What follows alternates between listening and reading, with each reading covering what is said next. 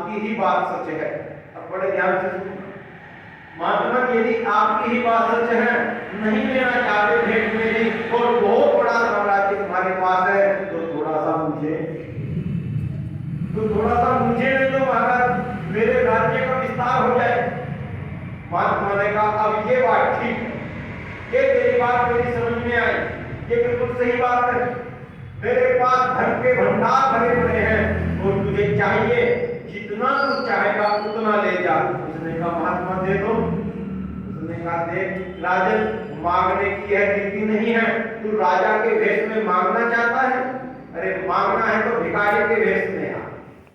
और देख रात को 12 बजे आना, भिखारी के फटे हुए कपड़े वस्त्र पहनकर आना, हाथ में कटोरा लेके आना, भिक्षा पात्र लेके आना और ठीक रात के 12 बजे आना, अकेले आना।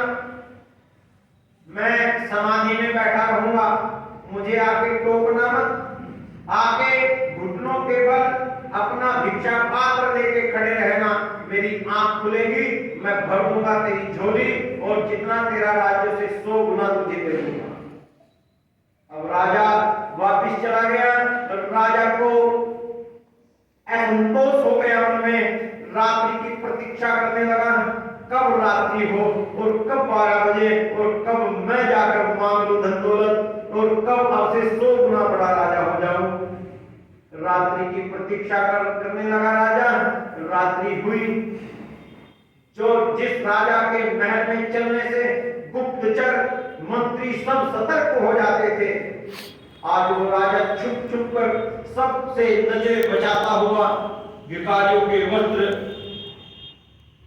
अपने पास लेके आ रहा है और भिखारियों के वस्त्र पहनकर राजा सबसे नजरें बचाता हुआ राजमहल में जो राजा था वो आज चोर की भांति सबसे नजरें बचाते हुए पिछले गेट से महल के और निकल चला है नंगे पांव और बार बार चंद्रमा की ओर देखता है। संभवतः 12 बज गए होंगे और दौड़ पड़ता है राजा, कहीं गिर जाता है, कहीं उठ जाता है, घुटने छिल गए हैं, माथा छिल गया है, कांटे घुसे हुए शरीर में और फटे हुए वस्त्र हैं, हाथ में कटोरा है और 12 बजे वो महात्मा आंखें बंद किए हुए बैठा है। आंखें बंद किए हुए महात्मा के सम्मुख भिखारी बना राजा घुटनों के बल हाथ में कटोरा लेके खड़ा हो गया। ठीक 12 बजे आंखें खोली महात्मा ने और राजा प्रसन्नता से भर के बोला, महात्मा मैं जैसा तुमने कहा था वैसे देखो खड़ा हूं, मैं भिखारी बना खड़ा हूं, भर दो झोली।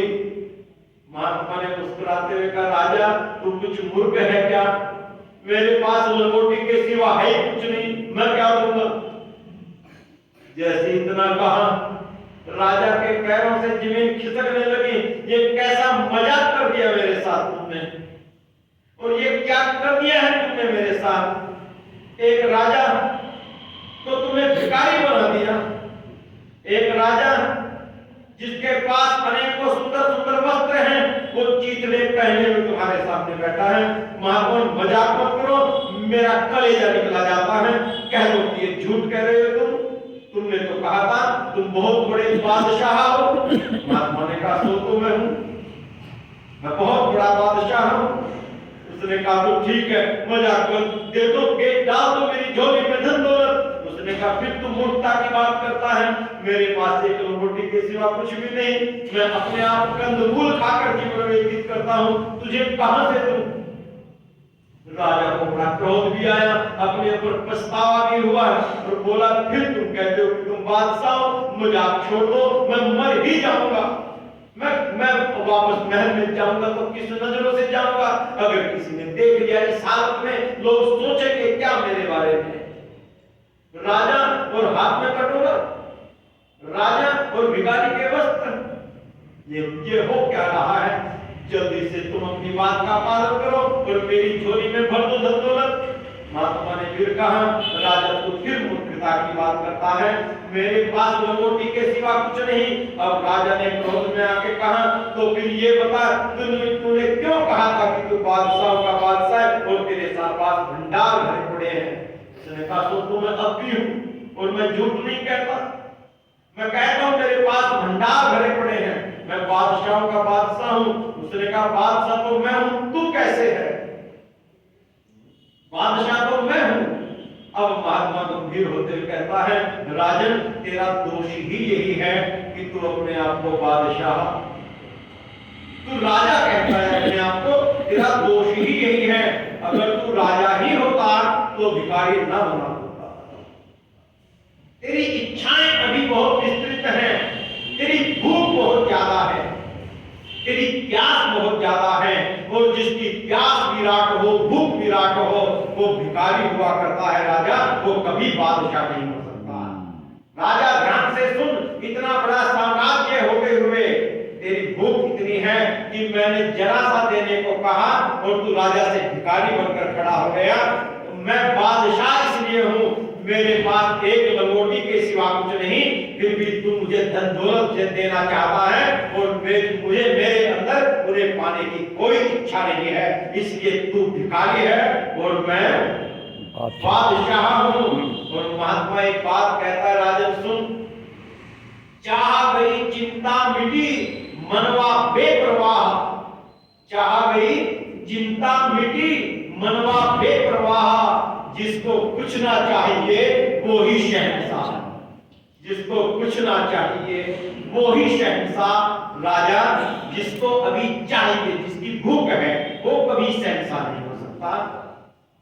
जो सब कुछ त्याग कर संतोष जिसने धारण कर लिया है, और ये संतोष ऐसा नहीं जैसे रामधारी सिंह दिनकर लिखते हैं, क्षमा सोबती उस भुजंग को जिसके पास गरल हो, क्षमा सोबती उस भुजंग को जिसके पास गरल हो, उसे क्या जो दंतहीन विषहीन विनीत सरल हो।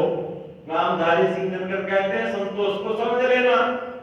संतोष की परिभाषा ये नहीं है कि एक ऐसा सर्प रास्ते में पड़ा है जिसके मुंह में दांत नहीं है, जिसके शरीर में जहर नहीं है, बूढ़ा हो चला सांप, दांत झड़ गए हैं, जहर है नहीं, शरीर हिला नहीं सकता, और उसके पूंछ पर एक व्यक्ति का पैर पड़ गया और वो सांप बोला जा चला जा, मैंने तुझे क्षमा कर दिया है।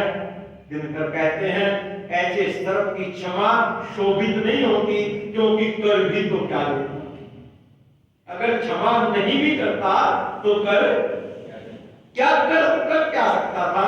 ऐसे ऐसे सर्प की क्षमा सुशोभित नहीं होती। वे कहते हैं एक भयंकर सर्प जिसमें बल है, जिसमें विष है, जिसमें दंत है, जो एक प्रहार से, एक दंश से प्राण हरण कर सकता है, ऐसे सांप की पूंछ पर यदि तुम्हारा पैर पड़ता है और फिर वह सांप कहे जा मैंने तुझे क्षमा किया, ऐसे सर्प की क्षमा सुशोभित होती है। ऐसे सर्प की क्षमा पूजनीय है। ऐसे सर्प की क्षमा अपने में कुछ वजन लिए हुए है। तो ध्यान रखना, संतोष उसका कभी सुशोभित नहीं होता जो सामर्थ्यवान नहीं है, जो बहुत ज्यादा धन कमाने की, बल कमाने की या किसी भी प्रकार से आगे बढ़ने का सामर्थ्य नहीं रखता, उसका त्याग कभी सुशोभित नहीं होता। वो कहे कि नहीं बस मुझे तो इतने नहीं संतोष है, नहीं इच्छाएं तो है, तुझमें कमाने का सामर्थ्य नहीं है, परंतु जिसमें सामर्थ्य है, बल है, बुद्धि है, पराक्रम है, और पराक्रम बल बुद्धि होते हुए भी वो संसार की लिप्साओं पर, संसार की इच्छाओं पर प्रतिबंध लगाकर आध्यात्म के क्षेत्र में कुछ प्राप्त करने के लिए बैठ जाता है, उसका संतोष पूजनीय होता है। और संसार में पिछली 2 शताब्दियों में एक ऐसा महात्मा ऋषि दयानंद हुआ है जिसमें अपार सामर्थ्य था, धन के कुबेर के भंडार उसके चरणों में पड़े थे, परंतु उसने संसार की लिप्साओं में संतोष करते हुए केवल जीवन यापन हो जाए इतना ग्रहण करते हुए सारी शक्ति मोक्ष के लिए और समाज के उद्धार के लिए लगा दी। इसलिए ऋषि दयानंद का संतोष पूजनीय है। कहते हैं समाशोधि उस भुजंग को जिसके पास विरल है, उसे क्या जो दंतहीन विषहीन विनीत सरल है। तो महात्मा कहते हैं राजा देख तू भूखा है अभी, इसलिए तू राजा नहीं हो सकता, और मेरी भूख समाप्त हो गई है, इसलिए मैं बादशाह का भी बादशाह। संसार में रहते हुए और संसार की क्षण भंगुरता को देखते हुए भी जिस व्यक्ति की भूख नहीं मिटती, युधिष्ठिर कहते हैं इससे बड़ा और आश्चर्य क्या है। तो कहते हैं यक्ष की तूने ठीक उत्तर दिया और तूने बहुत स्पष्ट उत्तर दिया है।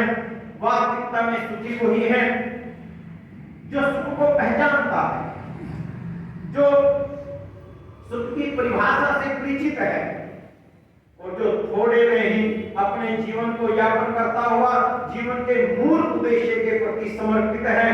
ये तेरा उत्तर ठीक है कि आश्चर्य, ये भी तेरा उत्तर बिल्कुल ठीक है युधिष्ठिर, कि संसार में इससे बड़ा कोई आश्चर्य नहीं है कि प्रतिदिन मृत्यु हजारों के प्राण हरण करती है और शेष सोचते हैं ये मृत्यु मुझे तो कुछ भी कहने वाली नहीं है, मैं तो सदा ऐसे ही रहूंगा। विदुर की एक बड़ी अच्छी बात मुझे याद आती है। जिस समय रात्रि के 12 बजे दूत को भेजकर निद्रा न आने के कारण परेशान धृतराष्ट्र ने विदुर को बुलाया और कहा संत विदुर को बुला के लाओ।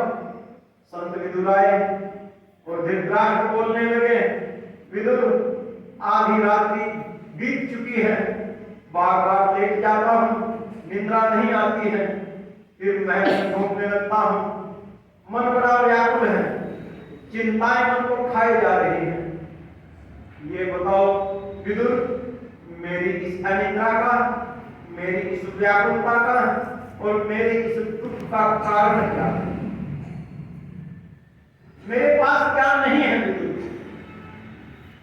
धन के नाम पर मैं राजा हूं, अनेकों सैनिक, अनेकों राजकोष सब मेरे पास अनेकों के रूप में है, कोई भी एक के रूप में नहीं है। बहुत धन है, बहुत सैनिक है, बहुत साम्राज्य है, और फिर पुत्र में भी कोई एक दो नहीं है, कितने हैं? 100 पुत्र हैं, परिवार भी इतना बड़ा है। संसार में एक व्यक्ति को जो चाहिए विदुर वो सब कुछ मेरे पास है, और बल भी इतना है शरीर में कि जिस समय युद्ध जीतने के पश्चात भीम को आलिंगन करने के लिए बुलाया और कृष्ण ने कूटनीति से लोहे का भीम आगे कर दिया, तो लोहे के भीम को भी आलिंगन में लेकर धृतराष्ट्र ने चकनाचूर कर दिया। बल भी इतना है, और फिर भी कहता है धृतराष्ट्र विदुर मैं दुखी हूं, सब कुछ होते हुए भी मैं दुखी हूं। विदुर कहते हैं राजन, सब कुछ होते हुए भी जिस व्यक्ति की भूख जिंदा है, जिस व्यक्ति की ईर्ष्या जिंदा है, और वहां एक श्लोक आता है विदुर का, वे कहते हैं राजा अगर सब कुछ होते हुए भी व्यक्ति दुखी है तो फिर एक ही कारण है क्या? ईर्ष्यु भिंडी न संतुष्ट क्रोधनो नित्य संकित है, पर भोग्योपजीवी भी षड एके नित्य दुखिता। हे राजन, ये 6 नित्य दुखी रहने वाले व्यक्ति हैं, इनके पास सब कुछ भी आ जाए तब भी इन्हें कोई सुखी नहीं कर सकता जब तक इनकी ये व्याधियां दूर नहीं होंगी। जिनमें ये 6 व्याधि में से एक भी व्याधि जिस व्यक्ति के जीवन में है वो सुखी की कल्पना करे, वो उसकी मूर्खता है, वो कभी सुखी नित्य दुखी वो रहता है। धृतराष्ट्र आश्चर्य से देखते हुए कहते हैं विदुर जल्दी बताओ वो क्या है? कहते हैं ईर्ष्या। जिस व्यक्ति के अंदर ईर्ष्या है और जिस व्यक्ति के अंदर असंतोष है, जो दूसरे का भी अपने अंदर ही समा लेना चाहता है, हिस्सा, जो जिसके अंदर मोह बहुत ज्यादा है, ऐसे व्यक्ति नित्य दुखी रहता है। और एक बात महापुरुष कहते हैं राजा, 4 चीजें इस संसार में ऐसी हैं जिनकी भूख कभी समाप्त नहीं हो सकती, और 4 चीजों का वर्णन करते विदुर कहते हैं धृतराष्ट्र, हे राजन, 4 चीजों में से पहली चीज है समुद्र।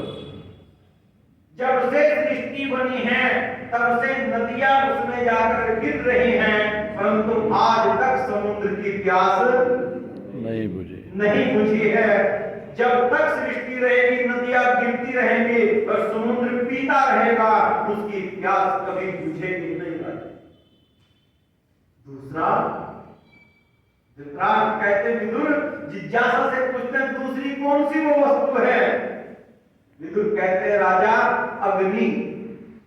अग्नि दूसरी ऐसी संसार में वस्तु है जिसमें जितना डालते जाओ सबको खाती जाएगी, और जितना आप सारा संसार भी अग्नि में स्वाहा करते चले जाओगे, अग्नि अग्नि भक्ति वो उतना ही आगे बढ़ती चली जाएगी। अग्नि की भूख कभी बुझती नहीं है राजन, उसमें जितना डालोगे सबको भूख चली जाएगी।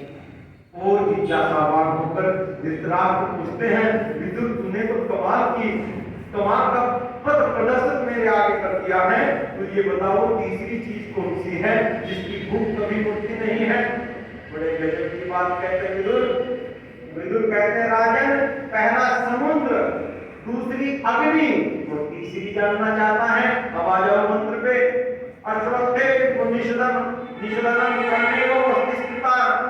विदुर कहते हैं राजा, मृत्यु वो तीसरी वस्तु है जिसकी भूख कभी, जोर से बोलो, जिसकी भूख कभी मिटेगी नहीं।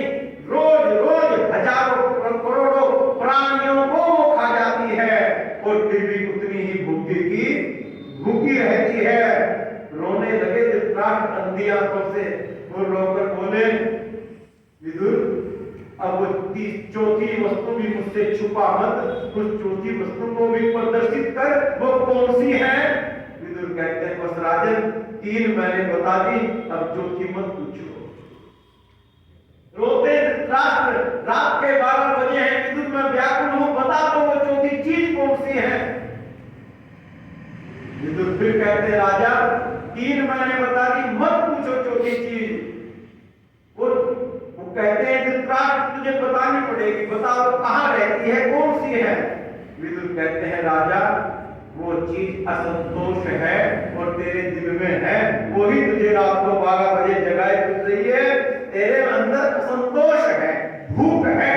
आदमी की असमित भूख वो चौथी वस्तु है जो सारे संसार को खाकर भी कभी बुझेगी नहीं। जब ये भूख जगती है असंतोष की, जब ये भूख जगती है, आग जगती है अतृप्ति की, वो भूख परिवार को खाती है, परिवार से आगे बढ़ती है, वो पड़ोस को खा जाती है, पड़ोस से आगे बढ़ती है, वो राष्ट्र को खा जाती है। और जब कुछ चंद व्यक्तियों की असमित भूख संसार में ऊपर उठती है तो संसार को खा जाती है, उसकी भूख कभी नहीं मिटती। और जब संसार जीत लेती है तो रामायण में कहते हैं रावण की जब भूख ना मिटी, फिर मंगल ग्रह को उनको जीतने के लिए चल पड़ा। ये भूख कभी मिटेगी नहीं, इस भूख को मिटाने के लिए एक ही साधन है। उपनिषद में याज्ञवल्क्य कहते हैं इस आत्मा की भूख संसार के पदार्थों से कभी नहीं मिटेगी, मिट ही नहीं सकती, क्योंकि संसार के पदार्थ आत्मा का अन्न नहीं है। और आत्मा के धन से आत्मा की भूख मिटेगी। यदि संसार के धन से आत्मा के भूख मिटाने के लिए प्रयत्न करोगे, सदा भूखे रहोगे, तड़पते रहोगे। आत्मा का अन्न कौन सा है? याज्ञवल्क्य कहते हैं सैवई अन्नम, सैवई अन्नम, सैवई अन्नम। वो परमात्मा इस आत्मा का अन्न है। जिसने भी इस आत्मा को उस परमात्मा का अन्न दे दिया है वो संपन्न हो गया, उसकी भूख मिट गई है, वो संतुष्ट हो गया है। बस इतना कहते हुए वाणी को विराम दे रहा हूं। ध्यान रखिए, यज्ञ तब सफल होता है जब सत्याग्रह प्रकाश में ऋषि दयानंद यज्ञ की विवेचना कर रहे हैं प्रश्नोत्तर के माध्यम से, तो वहां ऋषि दयानंद कहते हैं, प्रश्न करते हैं, जहां दुर्गंधी है वहां यदि चंदन पुष्प आदि रख दिए जाएं तो क्या उनसे सुगंधी नहीं फैलेगी?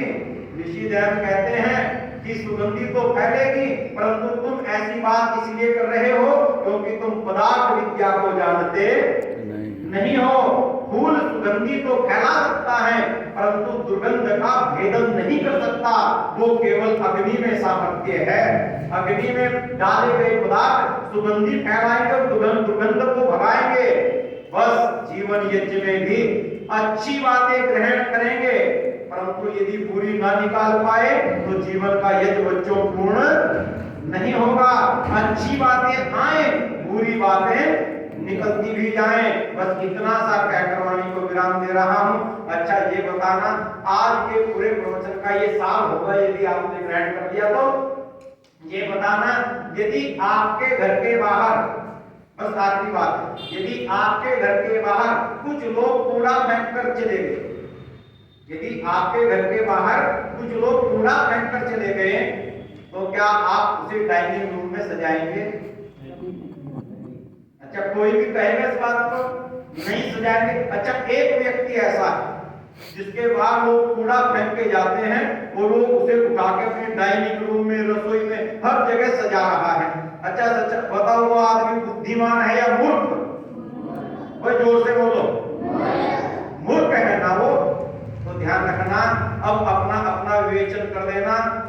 कोई तुम्हारी जरा सी बुराई कर देता है, कोई तुम्हें जरा सा गलत कह देता है, जरा सा अपमान कर देता है, कोई आरोप लगा देता है। अच्छा सच बताओ, उस फेंके गए कूड़े को तुम अपने डाइनिंग रूम में मन में सजा सजा के रख रहे हो या नहीं रख रहे हो? अगर रख रहे हो, चाहे उसमें मैं हूं या आप हो, हम बुद्धिमान नहीं। दुर्गंध फैलेगी। अरे गंदगी को तो बाहर किया जाता है।